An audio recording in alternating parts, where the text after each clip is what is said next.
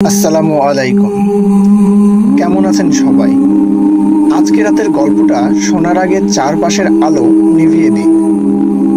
Headphone পরুন আর মনকে প্রস্তুত করুন, কারণ গল্পটা এমন একটি ছাদ ঘরকে নিয়ে যেটা কেউ দ্বিতীয়বার ভাড়া নিতে চায় না।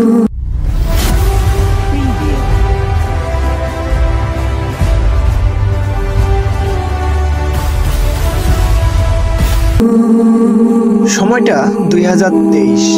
ঢাকা থেকে সদ্য বদলি হয়ে রাজশাহী এসেছে জয়। পেশায় কলেজ শিক্ষক, বয়স 32। নতুন শহর, নতুন কলেজ, সব কিছুই অচেনা, তাই থাকতে হবে ভাড়া বাসায়। চলছে বাসা খোঁজার পর্ব। 3 দিন খোঁজাখুঁজির পর একদিন এক অদ্ভুত বিজ্ঞাপন চোখে পড়ে। ছাদ ঘর ভাড়া দেওয়া হবে। জায়গা রাজশাহী সিটি বাইপাস সংলগ্ন পলাশপুর। ভাড়া কম, পরিবেশ শান্ত।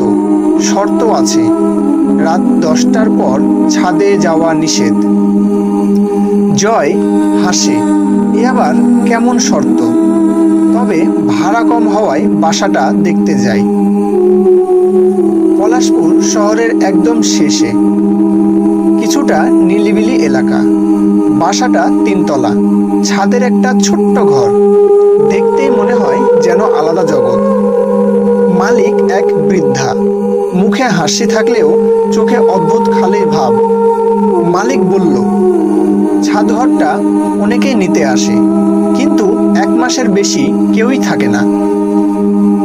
জয় বলল, কেন, সমস্যা কি? মালিক বলল, শুধু বলবো